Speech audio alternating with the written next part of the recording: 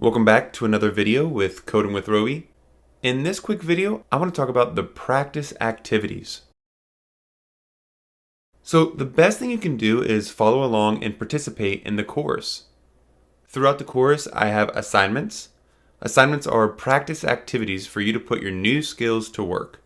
I write out all of the code solutions for each assignment given in the course, so do not worry if you get stuck.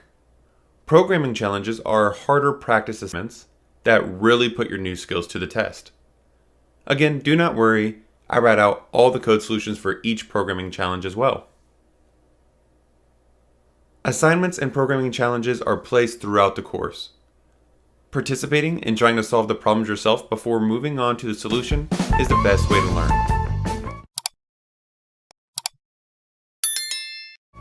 Again, I'm excited to go on this journey with you, so let's dive in.